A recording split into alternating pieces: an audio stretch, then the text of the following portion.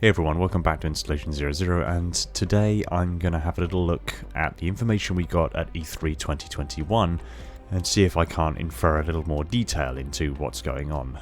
I will also just preface this in saying that I will be focusing more so on campaign, and although I know that we got a lot of information regarding Infinite's multiplayer in E3 this year, as well as some following events where we got an inside look into the multiplayer from 343 Industries, the campaign is after all where the vast majority of the lore exists, and that is the part of Halo that I focus on more. I will give the multiplayer a more substantial look in the near future, and I will say at this time that the multiplayer looks seriously cool, very punchy, and it seems like they've put a lot of work into bringing new systems and new features online that are really going to make the multiplayer this time round something to be marvelled at.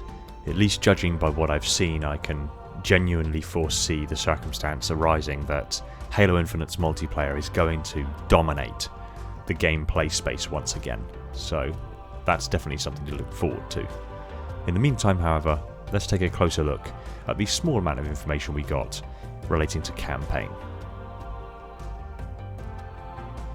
The first shots we see are of a UNSC encampment on the surface of Zeta Halo. It's worth noting at this early stage there appears to be a large ominous ship floating in the sky off to the left. This looks marginally banished in origin, but at least at this stage as a classification of ship we've yet to have any information on. The encampment most definitely appears to be something that's been very quickly put together, likely as a simple UNSC outpost. Along with the communications array, there seems to be a beacon of sorts beaming up into the sky, probably to serve a similar purpose to the Forerunner beacons that will be distributed across the ring, where the blue Forerunner beacons will indicate basically where the beacons are and that there are areas to be explored, and these more green looking beacons will indicate where UNSC encampments are, probably giving you a relatively easy way to navigate the massive play space that is quite evidently laid out in front of us here by simply glancing up into the sky briefly. It also stands to reason that the Banished presence on the ring will be clearly telegraphed by the large red constructions that the Banished are so eloquently known for. But for now, the UNSC encampments seem somewhat scrapped together, probably again demonstrating that the UNSC are most definitely on the back foot on this one, with the Banished constructions being much larger and much better established.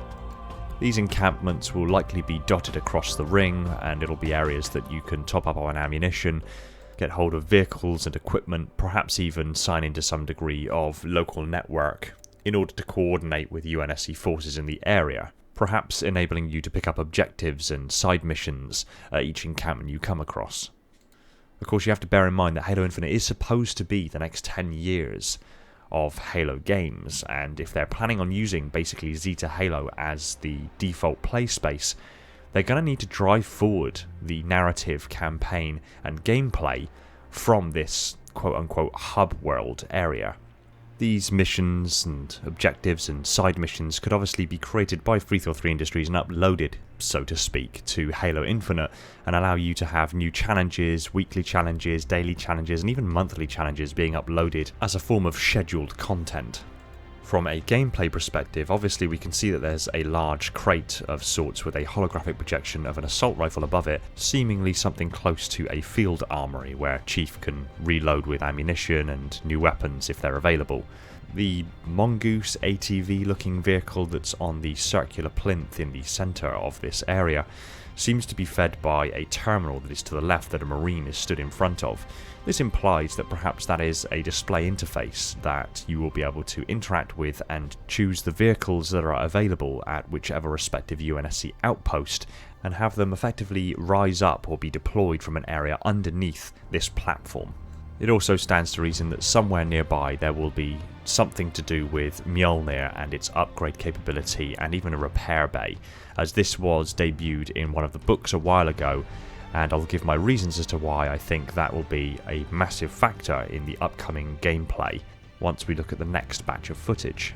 UNSC encampments probably vary in size, and the larger they are, the more vehicles, weapons and ammunition and equipment and upgrades are available, with the smaller outposts being, well, exactly what they are, smaller outposts with much lighter weapons, vehicles ammunition and equipment, which means you will have to prioritise larger bases if you are to be going on missions or objectives that will require heavier weapons or vehicles and the like. Moving on from this, we can see the highly obvious Banished emplacement just down the hill, likely a treasure trove of weapons, vehicles and equipment, at least when considering that the Banished were originally conceptualised as being somewhat scavengers and mercenaries, and with the very evident opportunistic nature of the Banished, these encampments will probably include both UNSC and Covenant weapons, and likely, if there are Forerunner weapons caches in the area, many Forerunner weapons as well. Further on, the cliff face to the right is now seemingly divided into the bright polished Forerunner metal that we are familiar with from the earlier trailers, but also the same shapes but in more rocky, natural looking cores, somewhat similar to the hexagonal basalt columns of the Giant's Causeway in Scotland. This, I know, was a point of contention earlier on in Infinite's reveal, with people quoting that it looked a little too much like Minecraft. I personally have never had a major issue with it, although I do like to see that there's now seemingly a combination of both the highly polished Forerunner metal and the more natural looking, somewhat rock-clad version of the same structure, implying that of course the rock is somewhat overlaid onto the Forerunner foundational material, as is the case with all Halo installations. On the top of this cliff is a small Banished outpost, as indicated by the presence of Banished forces, and also what appear to be UNSC BDUs, likely marine helmets and chest pieces on spikes, outlining the Banished's brutal, savage nature. More interestingly, in the distance, over on the right, we can see what appears to be a very similar silhouette to the earlier Banished ship that I mentioned before. But what's even more interesting is on the landscape ahead of this seems to be a very large structure laid across the landscape. At first I assumed it was Banished, but it lacks any of the red lights that we are accustomed to for Banished outposts and encampments. And while my next thoughts were Forerunner, it lacks the evident geometric pattern and architecture of Forerunner installations. Then it dawned on me that it looks passingly similar to a UNSC firebase. Now, I could be mistaken, but in my comparisons of images of firebases and the structure that we see laid out there, they are more similar than I care to mention. This is then perhaps entertaining the idea that the Spirit of Fire may have finally made its way back into the galaxy from the Ark via the Ark portal on Reach. But alas, this is speculation, as I cannot ascertain the exact identification of that structure, and thus can't say with absolute certainty that it is a UNSC firebase, but you've got to admit it does at least have some passing similarities, and is somewhat enforced by the fact that the pelican that then flies past the screen seems to be flying directly for that structure. And while yes, it could just be a structure that is part of an objective that's happening at the time, it just seems interesting that there are actually UNSC air traffic, passing between it and other outposts. Finally, the next footage we get is of Chief, standing in the rear Pelican Bay of the Pelican. Assumedly, Brohammer is within. Again, at this stage, we still don't know Brohammer's true name. Some people call him the pilot, some people call him Brohammer. I'm just choosing to call him Brohammer at this time. This somewhat appears to take place immediately after the footage that we saw of Chief being recovered from space by Brohammer and revived from his quote-unquote stasis forced by his armor's survival mode. Again, in a video that I released just yesterday, which showed, at least to my guessing, the closest approximation to a chronological order to all Halo Infinite trailers we've received thus far, I've reckoned that there is something around 5 months of time that passes between the first time we see Brohammer with a short-kept beard and closely shaven hair, to the Brohammer we see losing hope with a now full beard and overgrown hair. This means that if Master Chief was somehow effectively ejected from whatever ship he was on into space when the UNSC evidently lost against the Banished, Master Chief was floating in space on his own, in survival mode, for 5 months. This speaks to some absolutely immense innovations in Mjolnir Gen 3's internal systems to be able to actually sustain the Master Chief's life for 5 months in stasis. Again, at this time I don't know this for absolute fact, but it seems, at least from a chronological point of view, that that's what's happened. I will say that Chief is missing the assault rifle that he put onto his back at the very end of that earlier trailer. However, again, you've got to bear in mind that it has now been nearly a year since we received that first trailer and now this one, meaning that during that time, perhaps the narrative shifted in such a degree that they needed Chief to be much less well equipped to deal with what was about to happen. Again, it seems to be a point of particular emphasis that Chief only has one bullet during this entire EVA maneuver. It's also worth noting that Chief's armour now, in comparison to the earlier, is damaged, gritty, dented, nicked. Some of the paint is chipped away.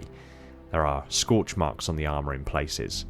This may be as a result of being in space for 5 months and being in a debris field effectively, and also through the combat that he has experienced since putting on his suit and going to Reach and recovering the items that Dr. Halsey had sent him there for, and any battles he's been in since. Although I do still have a sneaking suspicion that real-time damage may in fact now be a function of gameplay, with basically the armour becoming increasingly more damaged over time, thus necessitating a need to return to UNSC encampments on top of getting new ammunition, new weapons, new vehicles and equipment, in order to action armour repairs and upgrades.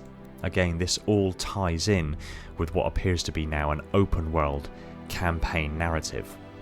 A fantastic touch is the fact that the AI port on the back of Chief's helmet now lights up green whenever a inbound communication happens. Every time Brohammer talks to him via a communication line, that AI port glows. As Chief clambers through the debris, he comes across a warthog, as well as some superstructure material that looks to be, well, very human in origin. He also comes across the corpses of banished troops, in the first instance a Kigyar or Jackal, that he simply glides by without a second glance. However, it's when he approaches the next large structure that he comes in contact with the body of a Marine. And you can see Chief's physical gestures become much more deliberate and much more gentle as he somewhat cradles the fallen Marine and gently guides him past, even having a last lingering look as the Marine's body continues to float away.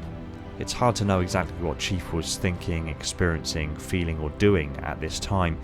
It could be that he was simply making note of the Marine's name in order to formally list him as KIA at a later date, as Mjolnir Armor does have the ability to update rosters like that, as Kurt once did in the Ghosts of Onyx.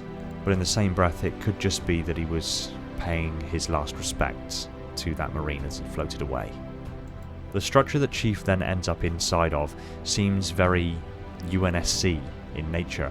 There are some fusion coils floating nearby, which arguably, yes, we've only seen in Banished installations, but from previous experience, UNSC fusion coils do have this aesthetic look and do glow orange. It's the Covenant and Forerunner ones that glow blue or purple. And while yes, it's possible that the Banished have created their own fusion cores, it's much more likely that they've simply scavenged what's been left behind by the UNSC forces they've dominated and the remnant Covenant forces that they've either integrated entirely into the Banished or destroyed on their ever-moving quest for galactic domination.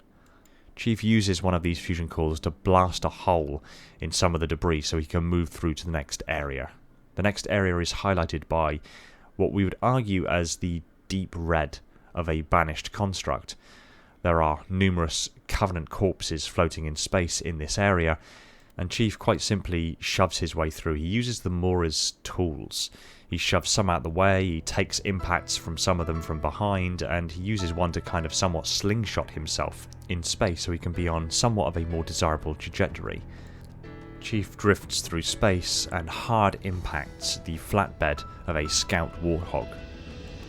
Again, Chief displays his humanity. His movements become much slower and more deliberate, almost revered or respectful of the fallen.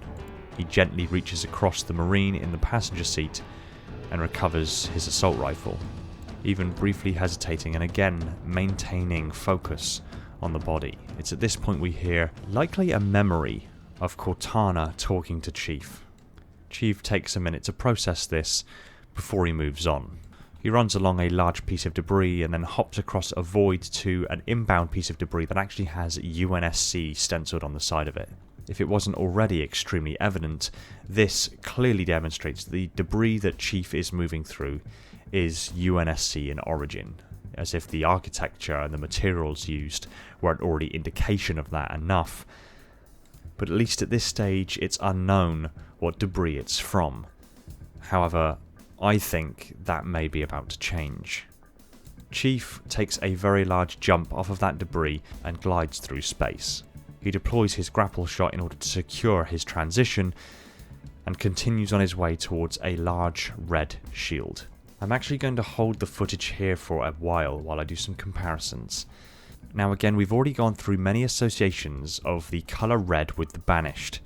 Indeed, through this entire part of the trailer, the background colours have been shifting from blue through to yellow, through to orange, and now to this red, almost crimson, that we're familiar with being Banished colours. At this point, however, I don't think what we're looking at is Banished. And while yes, we've also been told somewhat by Brohammer's narrative that Chief is going up against an entire army, again, it's easy to assume that what we're looking at here is a Banished ship of sorts. But again, I don't think this is the case. We've been moving through ruins and debris that are UNSC in origin. Now, I've paused it at this point for a very specific reason. This open shield door is familiar. It's the wrong colour, but it's familiar. Its shape is almost an exact match to the shield doors for the hangar bays of the Infinity. Now yes, again, it's the wrong colour. The shield doors in the Infinity were blue. However, the very nature of the fact that they are shield doors or energy barriers, the exact spectrum of light that is given off via the photons from an energy field are highly dependent on its energy level. At higher energy levels, the photons that are given off from a respective body will be shifted towards the ultraviolet end of the spectrum. Perhaps not full ultraviolet, but a little less than that, being blue. At lower energy levels, the photons will be red-shifted towards the infrared end of the spectrum, as we see here. I believe what we're looking at here is actually a hangar bay to the UNSC Infinity, red-shifted because it has been destroyed. There is not enough energy in the remaining parts of the ship to fully power these respective areas of the ship. This means that compromises effectively in the energy levels result in the energy barrier being redshifted. But I'm also going to substantiate that with this. This is actually in-game footage of me playing Spartan Ops from Halo 4 inside one of these hangar bays, and you'll notice that the shape of the shield door when I put them side by side is almost identical. Indeed, there's also, apparently, past this shield door inside another energy-like barrier that seems to be a different shape from the one that we can see in the foreground. This closely matches the shape of the viewports for the control areas of the hangar bays as seen here. Indeed, if we bring the footage forward a little bit more, there is again clear signs of UNSC branding on the deck plates below Chief's position. Even the markings on the deck plates themselves match up with the markings on the deck plates of this hangar bay in Spartan Ops. The architecture in the background and the lights that are used around the perimeter of this hangar bay again match with UNSC templates. Of course, there is a lot of debris in this hangar bay. It's hardly surprising if the UNSC Infinity has been destroyed. As Chief crosses this barrier threshold, of course, artificial gravity kicks in and he's pulled down towards the deck. Right before his impact, we can see the markings on the deck are yellow and they're angled, exactly like these deck markings from Spartan Ops in the hangar bay of the Infinity. I believe what we're looking at here is the debris field of the Infinity. The UNSC Infinity has fallen to the Banished, and that is a good thing. Now yes, you may be thinking, great, that means that a lot of my favourite characters have just been killed off. Lasky may have just been killed off, Palmer may have just been killed off, Thorn may have just been killed off. Dozens of other high profile characters in the UNSC could have just been killed off because the UNSC Infinity has been destroyed. Again, that is a good thing. The stakes need to be higher. How can humanity return to this kind of underdog, on the back foot kind of position if we have the single most powerful warship that's ever been created by the humanity in our possession? Infinity needed to fall because Chief and the remaining and surviving humans needed the motivation for something to fight for. Now again, I'm not saying for absolute certainty that this is the Infinity, it just strikes me that there's a lot of similarities between what we see in the Infinity and what we're seeing here. And again, I'm not saying that Lasky and a lot of other high profile characters have been killed. They may have escaped before Infinity fell. But again, the stakes needed to be pushed to this height to make things more desperate, to drive home just how devastatingly powerful the Banished can be and how much of a threat they really are. I'd love to know your opinions on this possible revelation as to whether or not the Infinity has actually fallen. Again, if you've got any other feedback or any other suggestions, put them in the comments. I'm going to read through with great interest. Now, as we move on to the next part of this campaign trailer, we are greeted with the weapon. The weapon, or as some people are calling her, Cortana 2.0, is effectively a UNSC smart AI that at least at face value is an AI that's been created of the remaining Flash clone brains of Dr. Halsey, the very items that Blue Team were tasked with recovering from Castle Base on Reach during the Shadows of Reach. This makes this AI Cortana's younger sister, just as UNSC AI Kamiya is effectively Cortana's older sister. At this point, John asks, "Where's Cortana?" and we are told that Cortana has been deleted. This, I believe, to be a red herring, as when asked if she did it, she says, "Of course not." And the fact that apparently it was written into her subroutine that once this objective was completed, she would be deleted, and she is, in her own words, still here, suggests that there's something else going on here, and Chief evidently knows it. It's worth bearing in mind here that this new AI, the weapon, actually outlines that Chief's orders were to return the contained Cortana to the Infinity. Chief doesn't pass comment at this, so it could be inferred that this means that the Infinity is still around and is still intact. However, there's also no definitive timescales on this, as this particular cutscene doesn't appear to happen after the one that we saw beforehand. In truth, this could have happened much earlier. Or it may just be that Cortana's younger sister is unaware that Infinity is no longer around, or she's literally just reciting the orders. Some have also noticed that there appears to be a discrepancy in the facial animation of this AI versus what she is saying.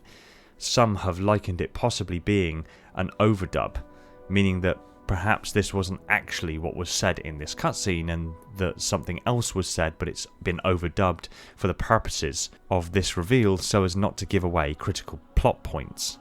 I'll play the particular part of footage back a few times in a loop. Unsuccessful deployment, my deletion route. Unsuccessful deployment, my deletion route. Unsuccessful deployment, my deletion route. Unsuccessful deployment, my deletion route. This particular part of the cutscene ends with Chief removing his AI data chip from the base of his skull and gesturing it towards this new AI. She smiles in response and makes the transition to his AI data chip, which Chief then gestures to insert into his helmet.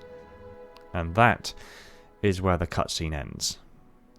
Again, this seems to be in line with a lot of the trailers that we've had from Halo over the years, where really not a lot actually happens in the cutscene itself, but there's a lot of peripheral information that we can glean from the very small details that are passing us by at alarming speed. And this trailer certainly does need to be brushed over a few thousand times by the apparently 40,000 eyes that were watching when this actually debuted on E3. Something that fills me with excitement that Halo actually had 40,000 viewers when this went live, showing to me that even the Spartans that have been MIA for God knows how long on our friends list may just about be waking up.